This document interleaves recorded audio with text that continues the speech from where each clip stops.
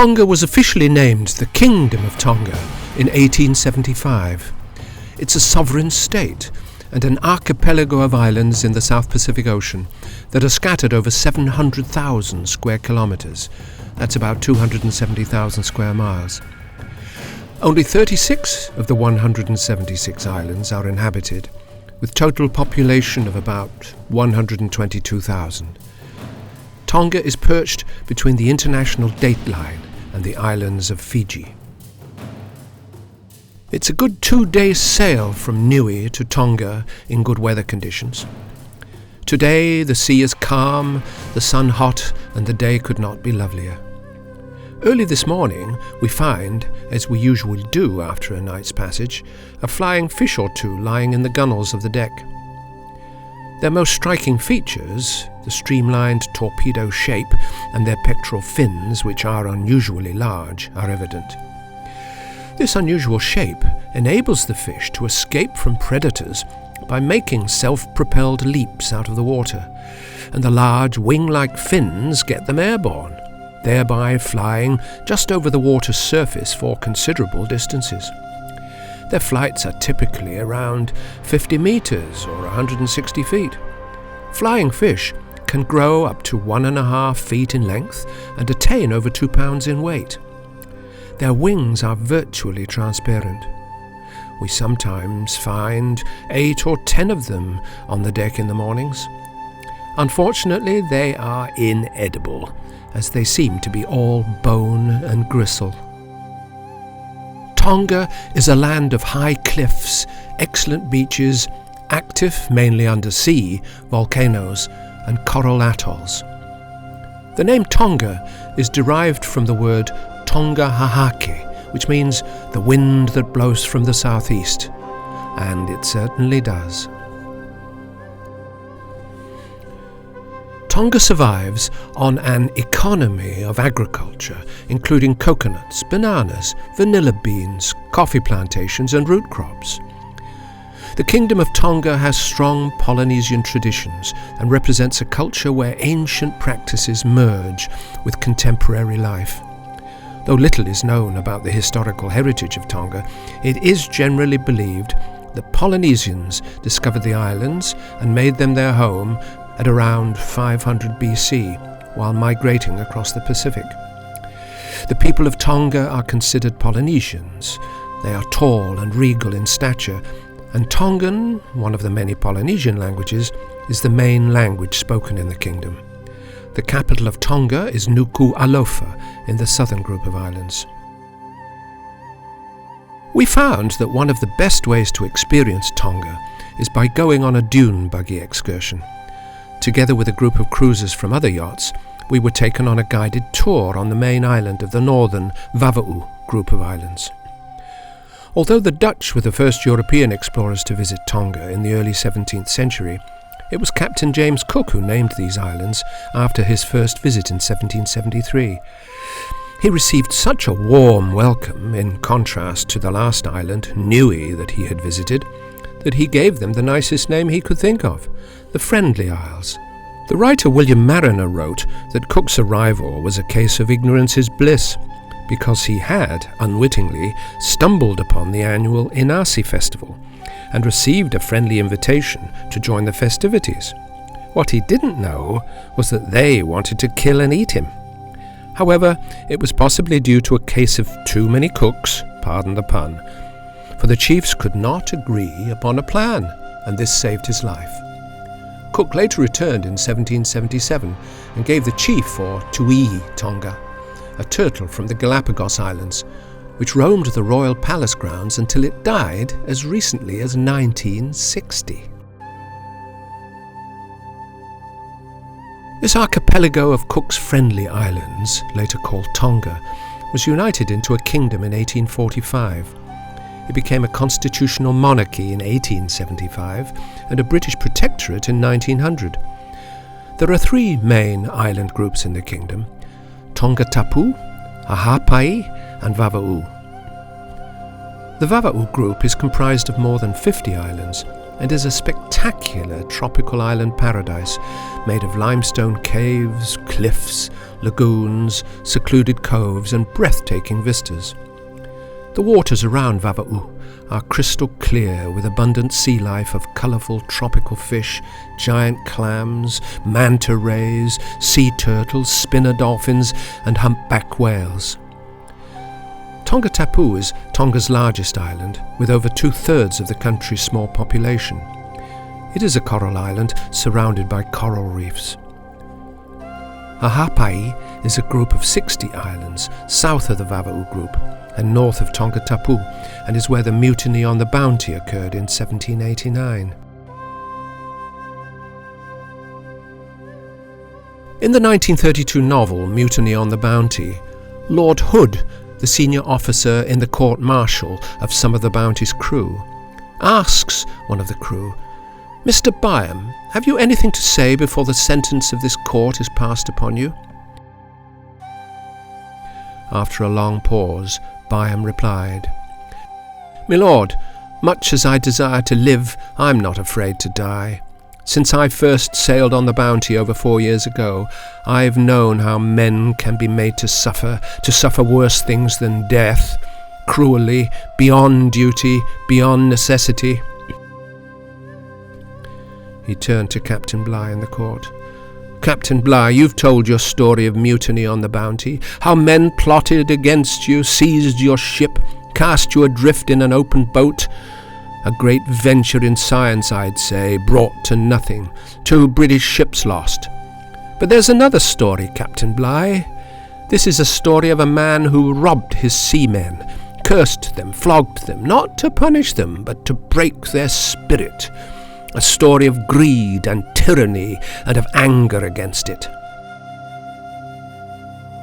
If they could speak to you, they'd say, 'Let us choose to do our duty willingly, not the choice of a slave, but the choice of free Englishmen.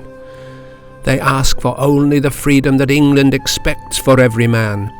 If one man among you could believe in that one man, he could command the fleets of England. He could sweep the seas for England.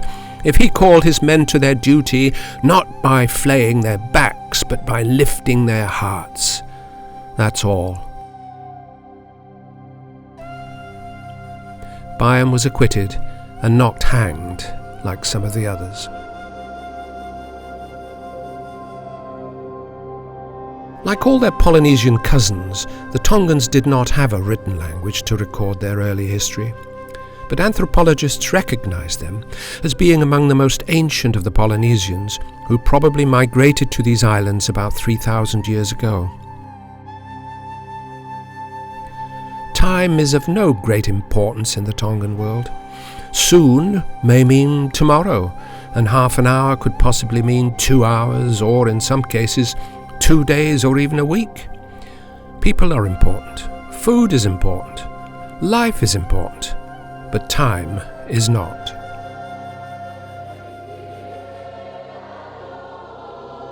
As in many other places in the world, Christian missionaries introduced Christianity to the Tongan Islands in the 1800s, and since then it has stayed as the dominant faith, thereby adding to the culture rather than taking away.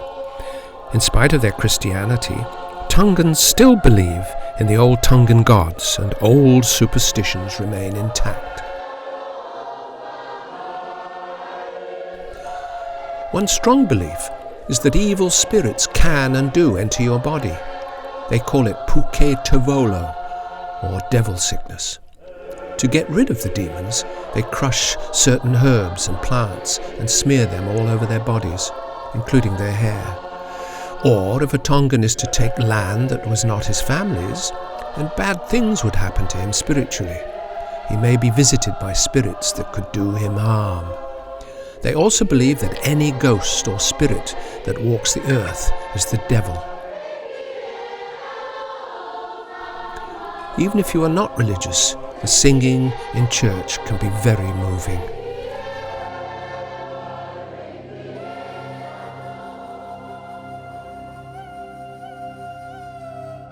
In early Tonga, women didn't cook the food, for it was a hot and difficult task, the men did it, although recently that tradition has also changed. Instead, they raised the children, gathered shellfish from the reef, and made bark cloth and mats. Tapa mats are made from the bark of the mulberry tree, and the quantity of this tapa cloth was a traditional measure of a family's wealth. Therefore, an industrious woman could raise the family's social status with her craft. These mats were exchanged at marriages and at other ceremonial occasions. The family also slept soundly on the piles of bark cloth, traditional Tongan bedding. A finished tapa cloth is called fale ngatu. Although tapa is commonly found throughout Polynesia, Tonga is the only country where it is still a part of daily life. During the process, the bark is stripped from the tree trunk.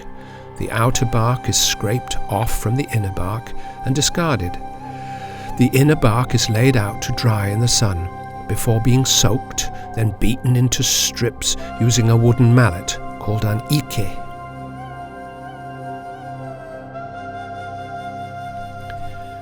The continuous rhythmic beats of the women beating the tapa mallet are still a common sound in Tongan villages, heard from morning till night, as the narrow strips are then beaten together into a wider sheet to be later dyed and painted from coca bark and roots.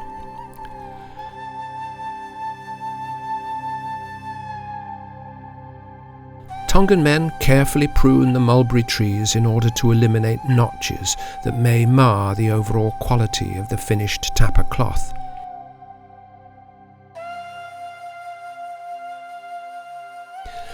A finished piece of tapa of 50 to 100 feet long can bring upwards of $1,500. Kava, a mild narcotic, is part of the fabric of life in Tonga, drunk day or night, at home or in the village hall, and used as a ceremonial drink before important gatherings and functions.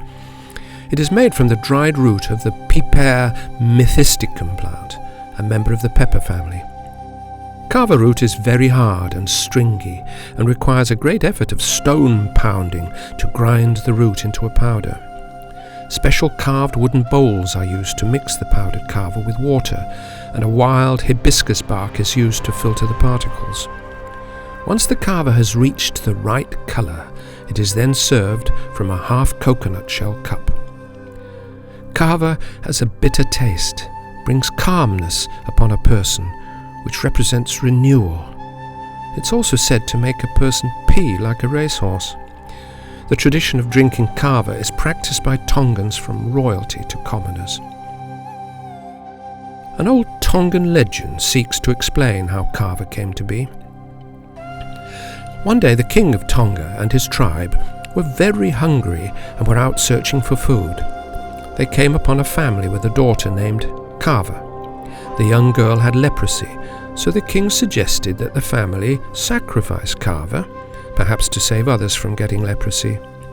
The family did as the king asked, and, after the feast, buried her remains. Later, where she was buried, grew some kind of new plant, which they called Kava, after the sacrificed girl. A Tongan hero of her tribe then took one of the Kava plants to the king. The root was ground up, soaked and drunk. Everyone got stoned, a celebration occurred, people liked it, and this is how the Kava ceremony came to Tonga.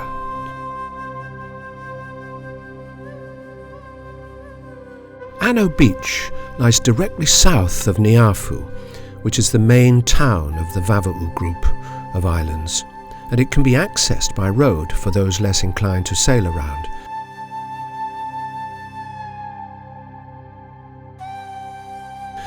It lies in a secluded bay, well protected from the Pacific southeast winds and surf, and is the perfect place to shop for local art at the Arc Gallery. Out of curiosity, we tied the dinghy to the dock of the Arc Gallery and stepped inside. We were pleased, for the shelves were filled with Tapa paintings, Tapa frames, and numerous carvings. We couldn't resist the opportunity to buy a piece for ourselves. Again aboard the dinghy, we went ashore to walk the white sand beach and paddle in the water, to find that we were in a bay that is home to a variety of coloured starfish. There are more starfish on this beach than any other that we ever saw, and perhaps their numbers can be accounted for by this local legend of the starfish. One day, long, long ago, an old man was walking along a beach here and noticed that all along the shore there were many starfish that had been washed up by the tide and sure to die before the tide returned. Then he saw a young boy. The boy was slowly walking along. He would reach down, pick up a starfish and toss the beached starfish back into the ocean. The man, thinking to teach the boy a little lesson in common sense, said to the boy, "I've been watching you, son, and see that you do have a good heart, but do you realize how many beaches there are around here and how many starfish are dying on every beach every day? What you are doing cannot make a difference." The boy looked up at the man, then down at a starfish by his feet. He picked up another starfish, gently tossed it back into the ocean, and said, "It makes a difference to that one." Opposite this narrow stretch of land, the water is alive with reef sharks. They are timid and skittish, they're difficult to approach, and seldom pose a danger to humans. The black-tipped reef shark is usually found in water only a few meters deep and can often be seen swimming close to shore with its dorsal fin exposed. Reef sharks are commonly seen in the same waters as are the stingrays. It was a good feeling to be so close to nature and so many species of sea life and birds on this narrow isthmus of land. Anno Beach has long been a popular destination for tourists to experience a true Tongan feast, a taste of Tongan food prepared in the traditional way, wrapped in banana leaves, cooked in an underground umu pit and served well past dark. A long narrow table is set under a crudely built shelter and filled with a variety of these coconut leaf-wrapped delicacies. Fish, local fruits and vegetables, including huge taro roots, pork, chicken, lobster and coconut crabs. Much of it is foreign to us. After the feast, the evening stretches long into the night with Tongan dancing and storytelling and the traditional Kava circle of glassy-eyed people.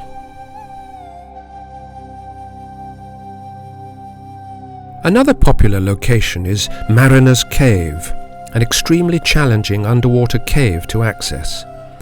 One must plunge down towards the deep blue hole. It suddenly grows very dark, and then it is entirely black. The diver has lost sight of the dark hole where the cave access is. Panic sets in. Then, as quickly as it came, it's gone. One's eyes adjust, swim towards the hole, and burst through the surface to take a huge gulp of musty air.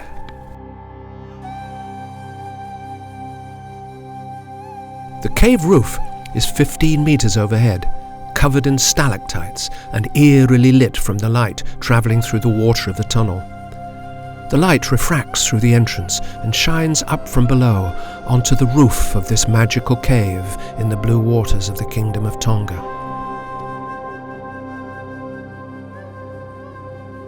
Most interesting is the Tongan myth surrounding this cave. Legends tell of a tyrannical ruler of the island who ordered a rival family killed. The beautiful young daughter of the doomed family was saved by an admirer who spirited her away to this secret cave to live in hiding. Her admirer visited her daily, swimming into the cave with food and wooing her with exotic oils. What he got in exchange is not known, though can be suspected. Eventually, the couple decided to flee hostilities in Tonga by sailing to Fiji, and he set about gathering an experienced crew.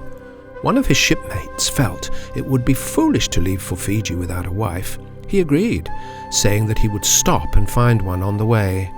To the surprise of his companions, he led them to this cave, leapt into the ocean, and returned minutes later with his watery bride.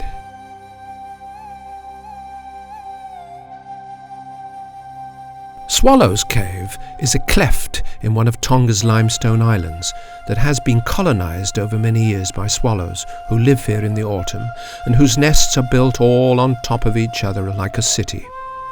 Below these nests is only water and beautiful coral. We were told of inscriptions on the wall dating back to the late 1800s, but the only markings that we saw were much more recent, and not obvious at first, for they blended in with the colourful limestone.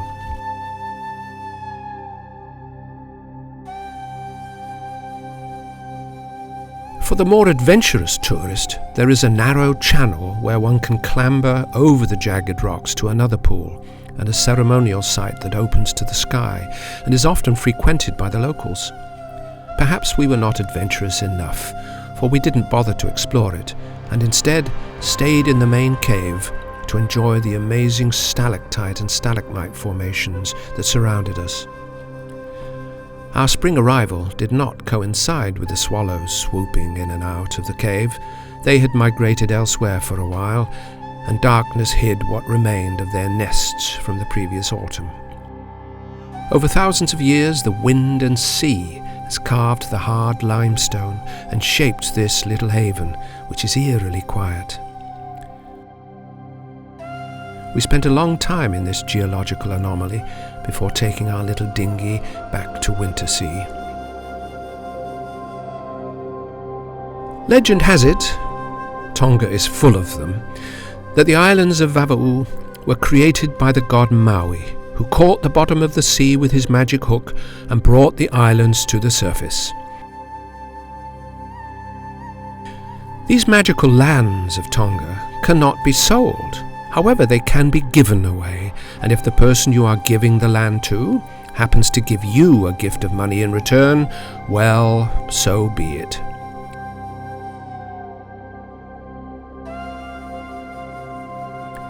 Tongans are very kind, not selfish, and rarely think of themselves, but rather think communally, including their whole village as part of themselves.